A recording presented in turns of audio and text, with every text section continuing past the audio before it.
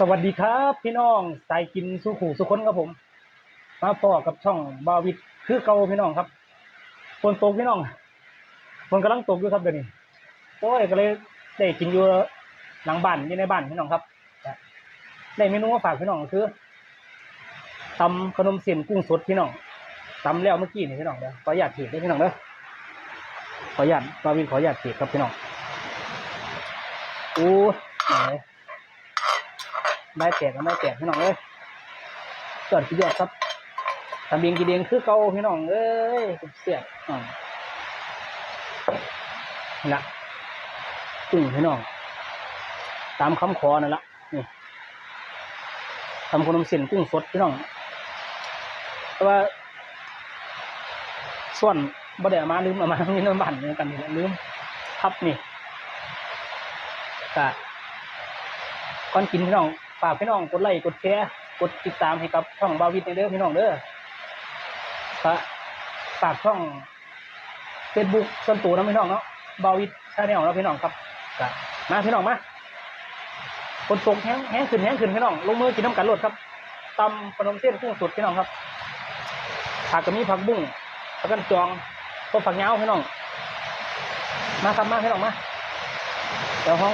ขอกันขนมเส้นอยู่ข้างใต้พี่น้อง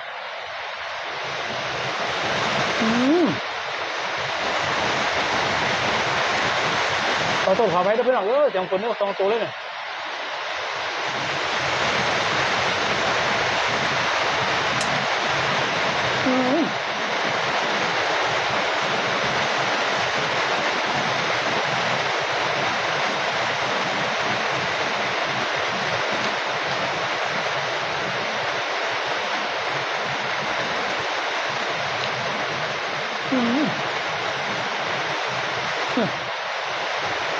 กินเนื้อนุ่มๆพี่น้องเลย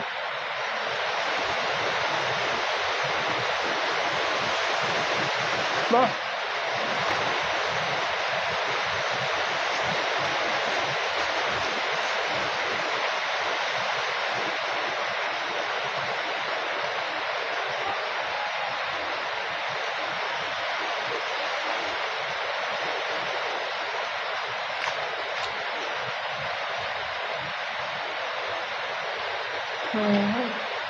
หน่องเลย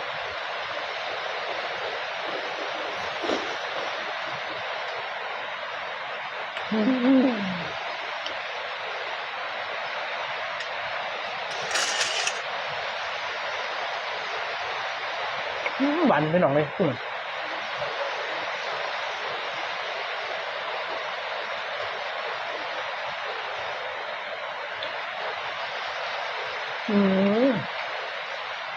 แซ่บขนาดพี่น้องเลย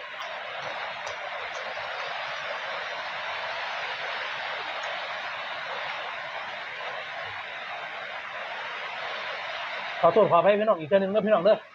เสียงฝนครับพี่น้องฝนตกอยู่ทั้งหนองพี่น้อง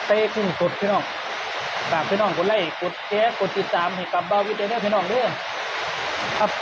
ขอพี่น้องรำรวยๆครับผมฝนตกแห้งพี่น้องครับขออนุญาตลาไปก่อนครับสวัสดีครับ